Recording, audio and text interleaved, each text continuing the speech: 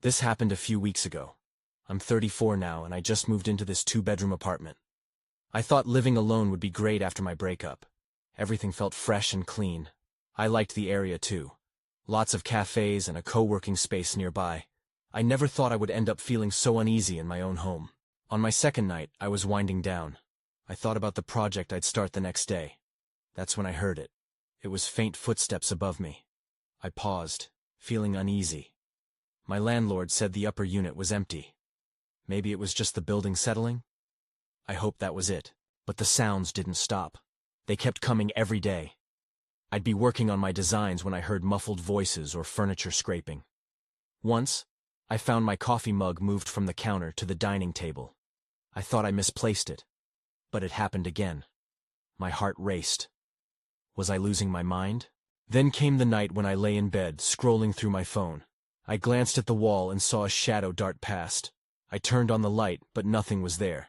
I told myself I imagined it, but the chill on my spine said otherwise. Things got worse. I woke up one night to the sound of a child laughing. It jolted me awake. I don't even have young neighbors. Who could it be? I held my breath, trying to listen. The laughter echoed again, soft and playful. I felt cold despite being under my blanket. I got up and checked the apartment. Everything was quiet. Maybe it was a dream. Paranoia set in. I started looking out the window, half expecting to see someone watching me. I never saw anyone, but the feeling wouldn't go away. I thought about calling my landlord but stopped myself. How could I explain? I think I'm being haunted? I didn't want to sound ridiculous. One Saturday night, I decided to take a long shower to relax. Standing under the hot water helped. But then I heard it. A soft knock on the bathroom door. It was faint, almost like my mind was playing tricks. But there it was again. A second knock. I quickly peeked out. Nobody was there. I felt like I was losing control. Just a few nights ago, I woke up to the laughter again. This time it sounded louder, like it was right outside my door. I thought maybe if I listened closely, it would stop. But it didn't. Then the laughter went silent. I wished I was back at my old place. I realized with dread that I didn't think I was alone after all. Now, every night, I feel a heavy weight in the air. I try to work, but I can't shake the feeling someone else is here with me. Sitting in my living room in the quiet, I feel a mix of dread and hopelessness. I doubt I'll ever find answers. I only hope for peace in this space that has become a source of fear. The next day, I gathered enough courage to talk to my landlord. I wanted to ask about the upper unit, if someone had moved in or if the stories about hauntings were true. It was early afternoon, and I stood outside the building for a moment, trying to compose myself. I felt ridiculous, but I needed answers. When I knocked on her door, she answered with a friendly smile. I briefly mentioned the odd noises I'd been hearing. Her expression shifted, just a bit, but I caught it. "That unit is still empty," she said. "I think it's just the sounds of the old building. They can be pretty creaky." I nodded, but I didn't feel convinced. The creaks I'd heard didn't sound like the building settling at all. I thanked her and walked back to my apartment, feeling more anxious than ever. The laughter, the footsteps, those were not just creaks. I needed some sort of distraction, so I picked up my sketchbook and sat on the couch with the intent to draw. As I started working, the shadows in the room seemed to shift. I stopped and looked towards the hallway. It was still, but my heart raced. I told myself it was just my imagination. But then, out of the corner of my eye, I caught a glimpse of movement. The bathroom door, slightly ajar, seemed to sway. My breath quickened. I convinced myself it had been the wind. I tried to focus on my drawing, but the unease clawed at my mind. Frustrated, I tossed my sketchbook aside and decided to make some tea. The very act of boiling water felt grounding, but the sounds from earlier were still echoing in my mind. While waiting for the kettle, I stood in the kitchen, my ears straining for any noise. As the kettle whistled, I grabbed it and poured the steaming water into my cup. The warmth was comforting, but my relief was short-lived. As I turned around, I saw it. A small figure standing in the hallway. I blinked, convinced I was imagining things, but it stayed there for a moment. a fleeting silhouette about the height of a child before it vanished into the dimness of the living room. I felt a chill race down my spine. I dropped the kettle, and it clattered to the floor, spilling water everywhere.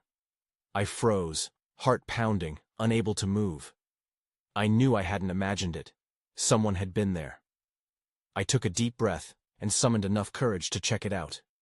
"Hello?" I called, my voice shaky. No reply. Just silence. I crept toward the living room, every step heavy. My mind raced with questions. Had someone broken in, or was it something I didn't understand? Before I reached the edge of the room, I noticed something on the coffee table. It was my sketchbook, lying open. Had I left it like that? I could have sworn I closed it. My heart skipped a beat as I approached it. That's when I saw it clearly. A small, smudged handprint marked across the page. It looked too small to belong to an adult. I backed away, a rush of fear flooding my chest. I was not alone in this apartment. Just then, a loud bang came from the bathroom, making me jump. I turned to look, and everything went dark. I stumbled as the darkness enveloped me. My heart raced, and panic set in. I felt my way along the wall, my fingers searching for a light switch. The silence felt heavy, suffocating. Every instinct told me to leave, to run, but I couldn't help myself. I needed to see. Finally, I located the switch and flicked it on. The light flooded the room, revealing nothing out of the ordinary. I took a breath, trying to calm my racing heart. The bathroom door stood slightly ajar, now ominously still. I stared at it, uncertain of what lay inside. Had something, or someone just been hiding in there? Gripping my sketchbook tightly, I stepped closer. I hesitated and called out, "Is anyone there?" No answer. I pushed the door open, every creak echoing the tension in my chest. The bathroom appeared empty, but the air felt charged. That's when I noticed it. A small, dusty toy car sat in the corner. I kicked it absent-mindedly. It rolled across the tiles, stopping just before the bathtub. I didn't own a toy car. Had it been left by the previous tenant, or was there more to it? Feeling foolish but also strangely drawn to the object, I picked it up. It was a simple red car, chipped and worn. My mind raced with thoughts. Was this a sign? What did it mean? Maybe this was a child who once lived in the upper unit. The idea sent a shiver up my spine. My thoughts turned to the small figure I'd seen. I was about to toss the toy back down when a hissing sound caught my ear. It was faint, but it seemed to weave through the air, wrapping itself around me. It came from the kitchen. I set the car down, hesitating. Part of me wanted to investigate. The other part screamed for me to leave the apartment. Ignoring my better judgment, I stepped back into the kitchen. The kettle was on again, though I was sure I had unplugged it. Steam poured from the spout, and the whistle shrieked as it boiled. My heart raced again, but not from fear. This time, it was curiosity. I was unsure if I could explain what I was feeling, but it pulled me closer. I reached for the kettle, still bubbling, and switched it off. That was when I felt it. A cold breeze swept past me, whispering like a forgotten conversation. I spun around, expecting to find someone standing there. Nothing. Just shadows and silence. Except then I saw it. In the reflection of the oven door, a child's silhouette again, standing in the hallway.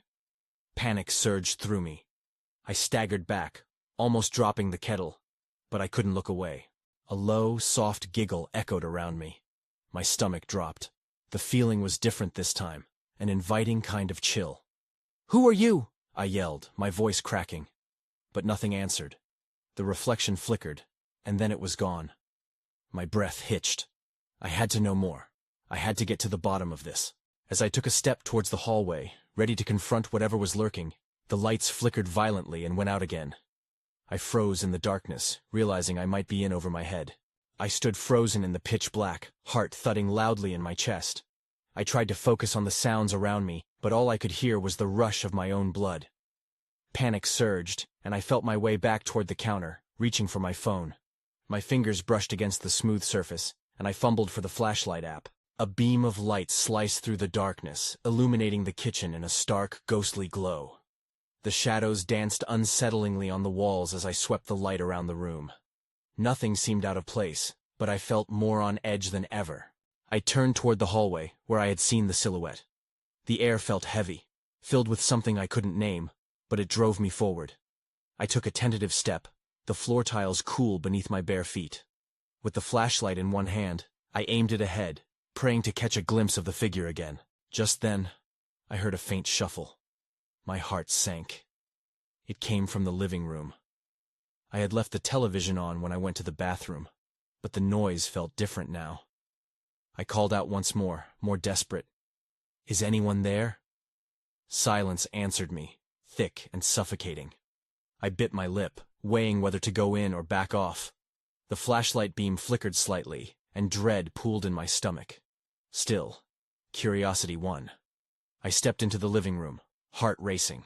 The sight that met me sent a chill down my spine. The television flickered, an old cartoon playing idly. But there was no sound.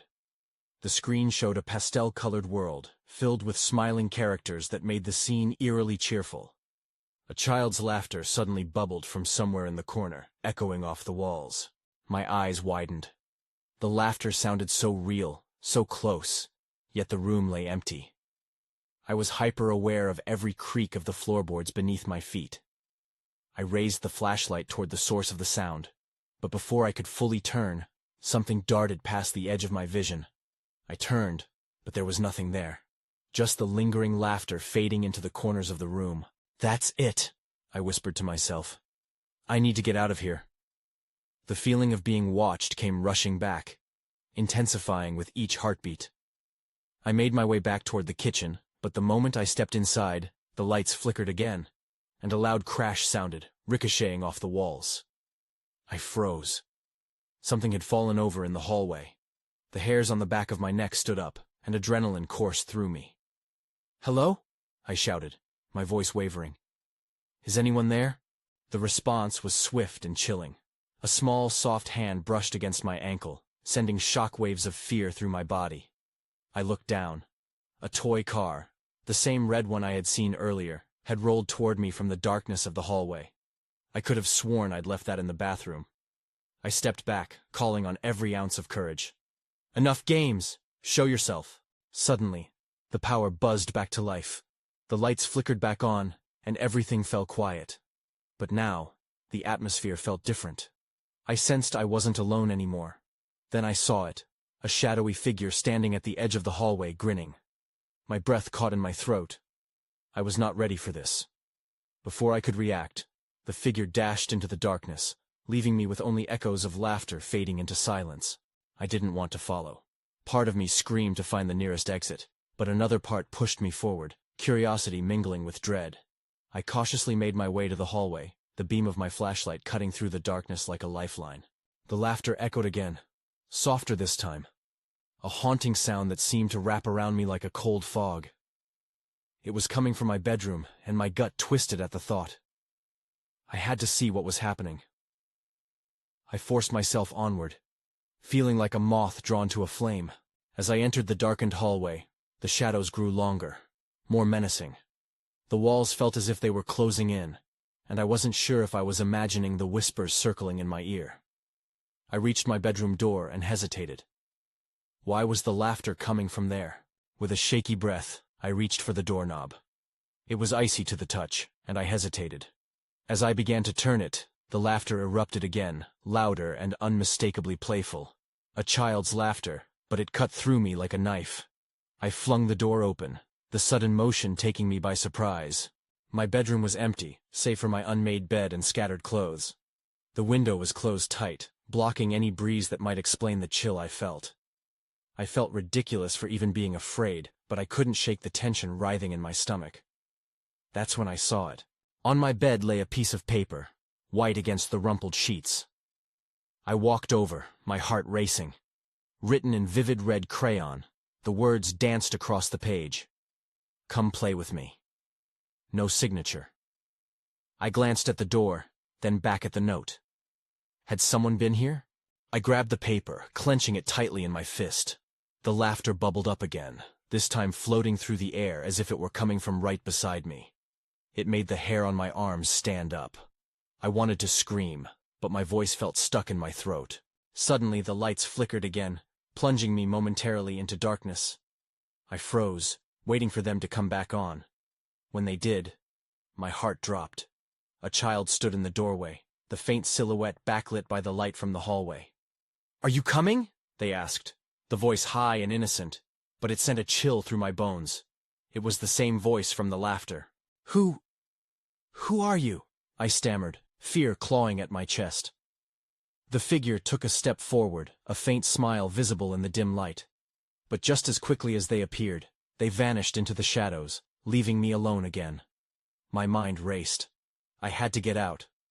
I turned on my heel and sprinted toward the stairs, but as I reached the bottom, the air seemed to shift. The front door burst open, swinging wildly on its hinges. I staggered back as the wind rushed in, howling like a banshee. And then I heard it again. "Come play with me." I dashed outside, heart pounding, but I froze as I reached the porch. The laughter rang out once more, now accompanied by whispers swirling around me. I wasn't just hearing things. I had to confront this head-on. That's when I noticed something lying on the welcome mat. I hesitated, my breath hitching in my throat. It was a doll, seemingly innocuous, but an icy chill rushed through me as I recognized the face. It looked just like the child who had vanished. I stood there, frozen, staring at the doll. It was worn, with a frayed dress and button eyes that glistened in the dim light. My heart raced as I knelt down to pick it up. This wasn't just any doll. It was a perfect replica of the child I'd seen. Had they left it here for me? The breeze shifted, carrying the laughter closer, teasing me. I turned my head in its direction, my instinct screaming to run, to get away from whatever game this was. But something pulled at me to stay. I carefully brushed the dirt off the doll and stood up, gripping it tightly to my chest. My mind raced with questions. Why was this child in my home? What did they want from me? "Show me your room," the voice echoed in my mind, the playful tone still fresh. I glanced back at the house, heart pounding. I had no choice. If this was a game, I needed to play by the rules. With the doll in hand, I stepped back inside, closing the door behind me with a heavy thud. The atmosphere shifted again, thicker now. Every sound felt amplified, the creaks of the floorboards, the rustling of curtains in the breeze. I took a few hesitant steps toward the stairs, and just then, sharp giggles erupted from the upper floor. My gut twisted. I wanted to retreat outside again, but the weight of the doll made it hard to move. I climbed the stairs slowly, each step echoing in the silence that followed the laughter. Reaching the second floor, I spotted the door to my bedroom ajar. I paused, the urge to turn back clawing at my spine. Instead, I pushed myself forward, the doll's presence giving me a false sense of strength. As I entered my room, I was hit by an unsettling sight. The bed was perfectly made, the sheets smooth, as if they'd never been disturbed at all. But the note was gone. I blinked several times, my throat tightening. Where could it have gone? The laughter erupted again, now mixed with soft sobs that sent shivers racing down my spine. "Where are you?" I called out, my voice barely a whisper. I felt silly for talking to the empty space, yet silence answered me. The air turned cold, and I shivered, clutching the doll tighter. I turned around, ready to flee if the laughter intensified. But there it was, a flash of movement by the window. A shadow danced briefly before disappearing again. The sight gave me a jolt, and I hesitated at the door, torn between leaving and discovering more. Then I heard a voice, young and sweet. "I'm waiting." My heart dropped. I hadn't just imagined it. I took a step closer to the window, peering outside. The street was tranquil, but the presence behind me felt palpable. Before I could process it, the doll slipped from my fingers, floating down softly onto the floor. It landed with an unsettling thud, as if it had dropped by its own will. I whirled around and I knew. Someone was there. The child stood in the corner, illuminated by a sudden burst of light from the now glowing lamp. Their smile was wide, eyes gleaming with mischief. "Now you came to play," they said, voice dripping with delight. Panic coursed through me, and I stumbled back toward the door, unsure of what was real anymore. I had to escape this moment. But as I reached for the doorknob, my hand froze. because the laughter, sweet yet sinister, filled the room once more. I stood there, breathless and confused. The child in the corner didn't move, but their eyes locked onto mine with an intensity that made me shiver. I wanted to scream, to run, but my body felt heavy, rooted to the spot. "Play!" they chirped, their voice light and airy, like childhood should be. But this was no child's play. My instincts screamed for me to break free, yet a strange calm settled over me, tugging at my limbs, urging me to stay. "What do you want?" I stammered, my voice shaky. The child's grin widened, showing teeth too perfect but oddly unsettling. They stepped closer, light illuminating their delicate features, but shadows clung to them like a second skin. "Show me your room," they repeated, the echo twining around my thoughts like a melody I couldn't shake off. I finally found my voice. "You're in my room." It felt foolish to say it, but I was desperate to regain some control. The child giggled again, a sweet sound with an edge that knotted my stomach. "Yes, but I want to see." They pointed to my bed, their small hand bouncing with anticipation. "Let's play!" A sudden flicker made me glance towards the window again. The air was heavy, and the laughter mingled with the wind, creating an unsettling harmony. I should have run, yet I felt compelled to meet their challenge. What did it mean to play in this twisted situation? "The doll," I said, searching for a way out, yet intrigued by the game I was never meant to play. "You want the doll?" I pointed to the floor where it lay, both an invitation and a dismissal. "Not just the doll," the child sang back, tilting their head like a curious bird. "Everything." As I stared at them, the whole room shifted. The curtains fluttered, and I could almost hear whispers in the wind, beckoning me toward the doll. What was I supposed to do with it? "Okay," I said, my voice barely above a whisper. "Let's play, but how?" The moment I asked, a chill swept through the room, and the child's smile faltered. "Bring her to me," they demanded, the playfulness replaced by a sudden seriousness that sent a jolt through me. I hesitated, then bent down and picked up the doll once more. The instant I grasped it, the child's smile returned, wide and gleeful.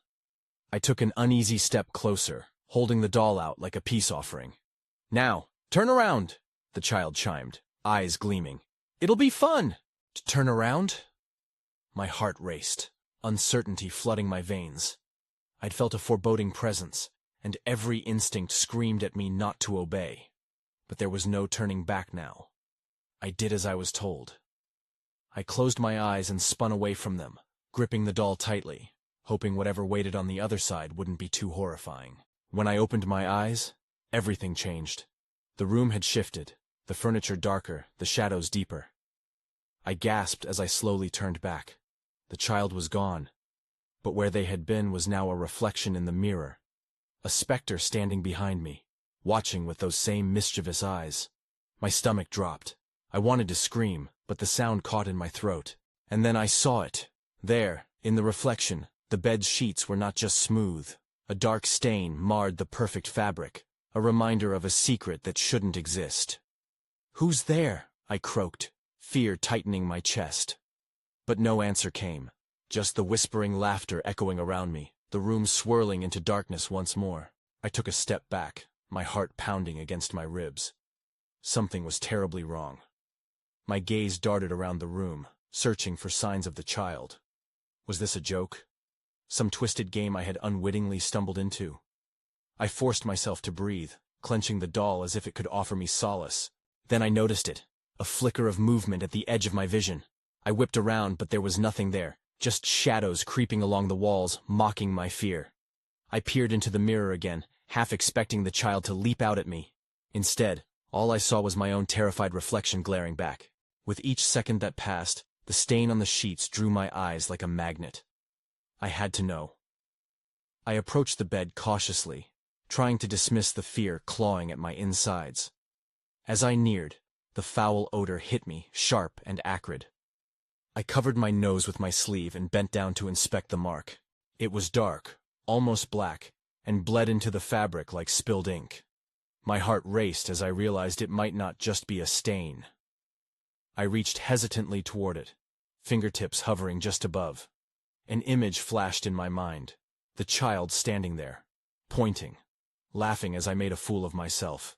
Just then, the laughter returned, echoing through the room, but this time it was joined by a new sound, a soft, rhythmic tapping, like fingernails drumming against wood. I froze. The noise was coming from somewhere outside my door. "Hello?" I called, trying to sound braver than I felt. I received no response, just the incessant tapping, growing louder and more frantic. Panic seized me.